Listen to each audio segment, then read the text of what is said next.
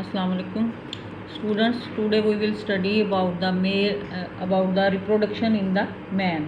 और उसमें अब सबसे पहले जो है वो मेल रिप्रोडक्टिव सिस्टम स्टडी करेंगे और फिर उसके बाद जो है वो फीमेल मेल रिप्रोडक्टिव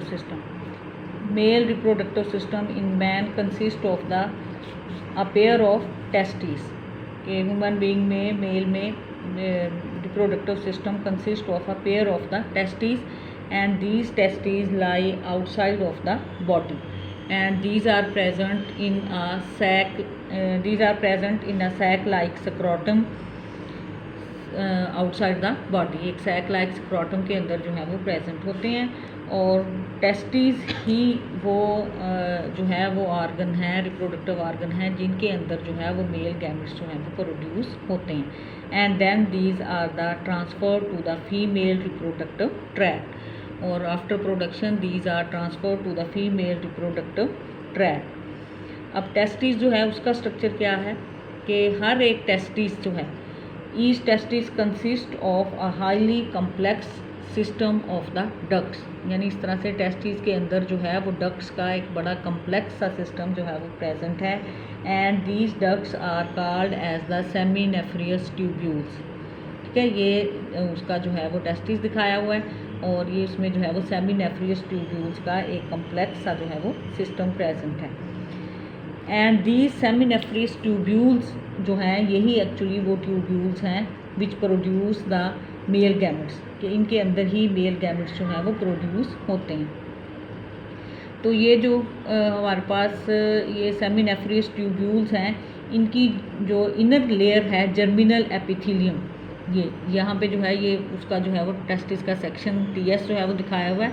इसमें ये उनकी जर्मिनल एपिथेलियम यानी जो उनकी एपिथेलियम है उसकी जो इनर लेयर है, इनर मोस्ट लेयर, उसको हम जर्मिनल एपिथेलियम कहते हैं। जर्मिनल एपिथेलियम के सेल जो हैं these undergo the repeated divisions, कि इनमें जो है वो बार बार जो है वो जर्मिनल एपिथेलियम में रिपीटेड डिविजन्स होती हैं and these as a result of these divisions these form the spermatogonia और उन डिविजन्स के रिज़ल्ट के तौर पे there are produce the spermatogonia, इनमें प्रोड्यूस होते हैं spermatogonia and the spermatogonia gradually increase in the size. ठीक है, इनका साइज जो है वो इंक्रीज होता है and they are differentiated into the primary spermatocytes और ये प्राइमरी स्पर्मेटोसाइट्स में डिफ्रेंशिएट हो जाते हैं। पहले जर्मिनल एपिथेलियल के सेल होंगे वो डिवाइड और रीडिवाइड करते हैं, उससे हमारे पास स्पर्मेटोगोनिया बनते हैं। स्पर्मेटोगोनिया फर्दर जो हैं these are differentiate into the primary spermatocytes और ये प्राइमरी स्पर्मेटोसाइट्स में डिफ्रेंशिएट होते हैं। यहाँ तक जो है वो सेल्स के अंदर क्रोमोसोम नंबर जो है वो डिप्लाइड ही रहता है। अब प्राइमरी स्पर्मेटोसाइट्स जो हैं then they will undergo the meiosis और एक्चुअली यहाँ पे जो है वो मियोसिस होती है और उसके रिजल्ट के तौर पे हमारे पास सेकेंडरी स्पर्मेटोसाइट्स जो हैं वो बनते हैं, सेकेंडरी स्पर्मेटोसाइट्स और द स्पर्मेटिड्स। यहाँ पे चूँकि इससे पहले as we have seen that the meiosis has the taken place so here the chromosome number is reduce, यहाँ पे जो है वो क्रोमोसोम नंबर जो है वो रिड्यूस होकर हैप्लाइड हो जाता है। तो ये स्पर्मेटिड्स जो as a result of meiosis the spermatids are the produce these will differentiate into the mature sperm और ये स्पर्मेटिड्स जो हैं यही डिफ्रेंशिएट होके मैच्योर स्पर्म बनाते हैं जो कि मोटाइल होते हैं and these are present in the tubule और स्टिल ये यहाँ पे जर्मिनल एपिथेलियम से बने हैं और ये इस तरह से ट्यूब्यूल के अंदर ही जो है ये प्रेजेंट होंगे स्पर्म जो बनेंगे। यहाँ पे इसमें टेस्टिस के अंदर जो है वो कुछ जो है सेल्स होते हैं, सर्टोलाई सेल्स उन्हें कहते हैं, जो कि सिक्रीशंस प्रोड्यूस करते हैं। These secretions provide the liquid medium, उस लिक्विड मीडियम में जो है ये मूव भी करते हैं और उसके अलावा वो इसका नरिशिंग मीडियम के तौर पे भी यूटिलाइज होता है। नरिशमेंट भी इनको उसी मीडियम से मिलती है, प्रोटेक्शन भी उसी मीडियम से मिलती है और उसी में फ्लूइड में जो है ये मूव करते हैं when these are present in the tubules and then these are transferred to the main duct of the female reproductive tract। उसके बाद यहाँ पे बनने के बाद ये यहाँ पे आप ये टेस्टिस के अंदर ये बनेंगे और उसके बाद जो है वो मेन डक्ट जो मेल रिप्रोडक्टिव साइकिल की या जिसे हम स्पर्म डक्ट कहते हैं, ये स्पर्म डक्ट में या मेल रिप्रोडक्टिव ट्रैक्ट में आ जाते हैं which is called as the vas deferens. और ये वास्ट डेफरेंस जो है it forms a highly convoluted portion which is called as the epididymis. ये इसका बहुत ज़्यादा कन्वोल्यूटेड पोर्शन होता है जिसको हम एपिडिडिमस कहते हैं।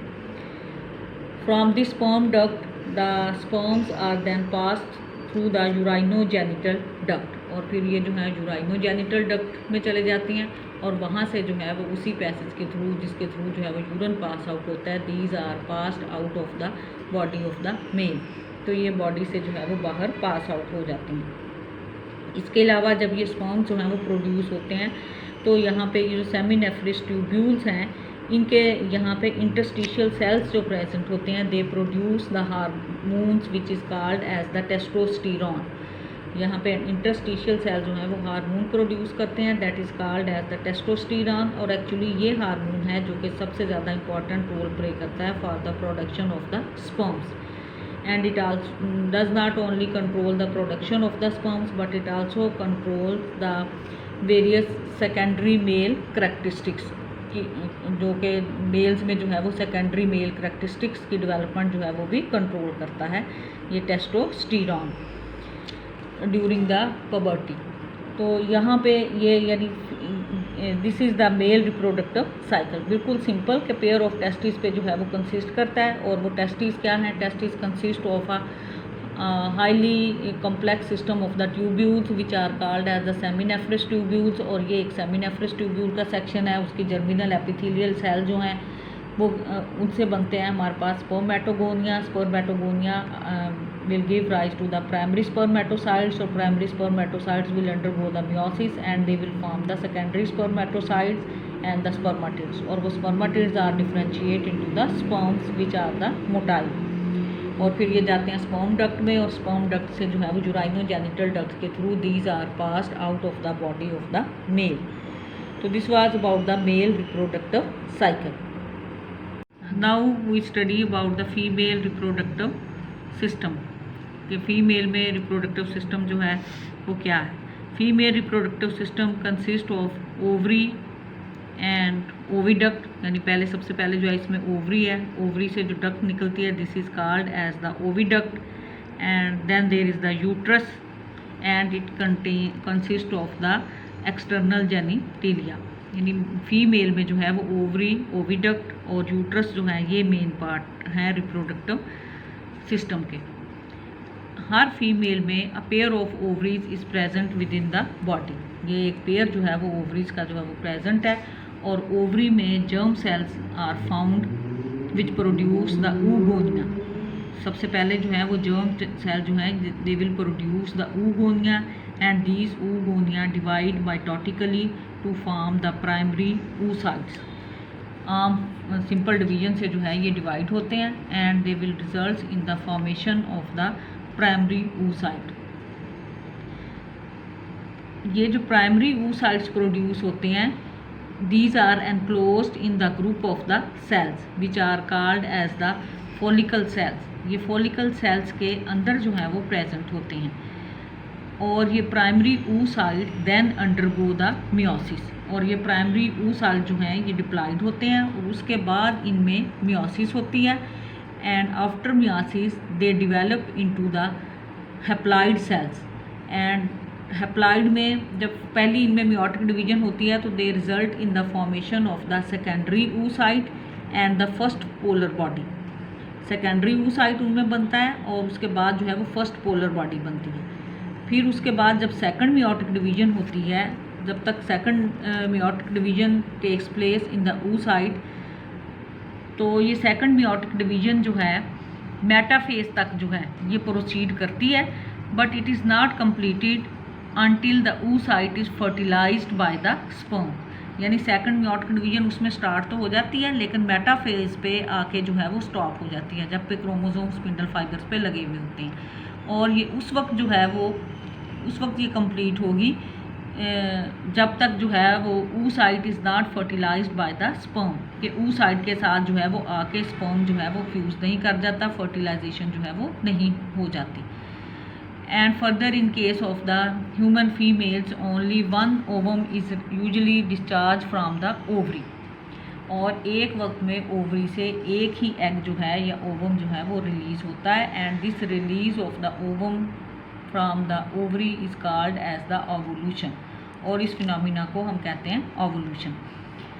तो मियोटिक डिवीजन जो है उस वक्त तक कंप्लीट नहीं होती जब तक कि उसके साथ आके मेल गैमेट्स जो है वो फ्यूज़ ना कर जाए।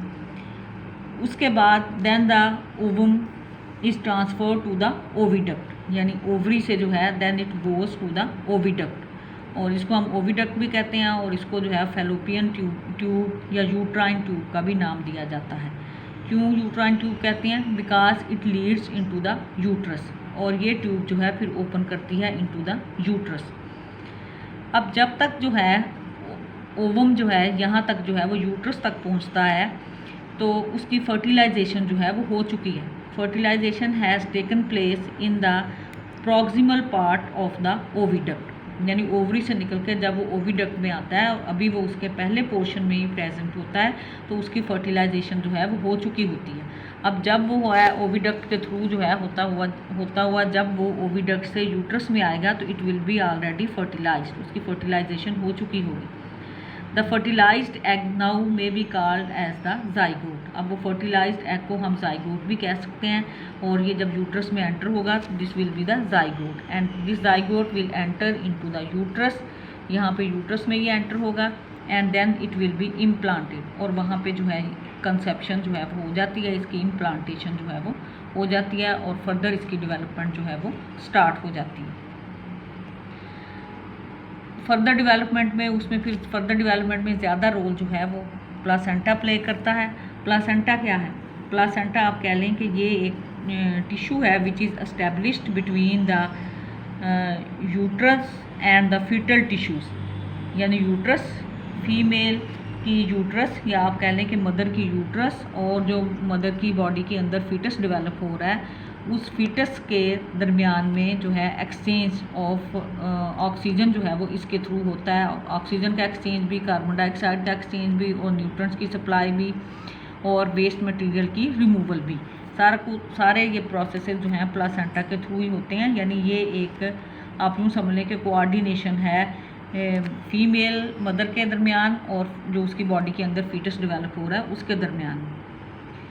तो यहाँ पे आके यूट्रस में इम्प्लांट हो जाता है embryo, and then the uterus opens into the vagina, through the cervix, and in case of the female urethra and the vagina has independent openings. Female और मेल रिप्रोडक्टिव साइकिल में ये difference है कि female में यूराइनोजेनिटल duct जो है वो ही utilise होती है, यानी स्पर्म मेल में जो है वो यूराइनोजेनिटल डक्ट जो है वो ही प्रोड्यूस होती है for the removal of the urine as well as for the transfer of the sperms. But in case of the female there are the two separate opening. Urethra की जो है वो अपनी ओपनिंग है जिसके थ्रू जो है वो यूरिन पास आउट होता है, और विजाइना की जो है वो अपनी एक इंडिपेंडेंट ओपनिंग है। तो this is about the female reproductive system. Female reproductive system में हमारे पास क्या है कि पेयर ऑफ ओवरीज प्रेजेंट है, ovary will lead into the oviduct then will opens into the uterus, और यूट्रस में जाके इम्प्लांटेशन जो है वो होती है। और हमारे पास जर्म सेल जो हैं जो ओवरी में प्रेजेंट हैं दे will produce the primary oocytes and these are enclosed by the follicle cells, then these primary oocyte will undergo the meiosis, और meiosis होने के बाद उनमें एक जो है वो सेकेंडरी oocyte बनता है और एक जो है वो फर्स्ट पोलर बॉडी बनती है। उसके बाद पहला पार्ट होता है मियोसिस का, उसके बाद सेकंड पार्ट जो है वो मियोसिस का वो टेक प्लेस करता है लेकिन सिर्फ मेटाफेज तक, और उसके बाद बाकी पोर्शन जो है बाकी डिवीजन जो है उस वक्त कंप्लीट होती है जबकि उसकी फर्टिलाइजेशन जो है वो हो चुकी है। तो ये था इसका फीमेल रिप्रोडक्टिव सिस्टम। इससे पहले हमने पढ़ा था मेल रिप्रोडक्टिव सिस्टम। तो मेरे ख्याल में आज के लिए जो है वो इतना ही काफ़ी है। आप लोग डायग्राम देखें और उसके साथ साथ जो है वो अपना कॉन्सेप्ट जो है वो क्लियर करें। अल्लाह हाफ़िज़।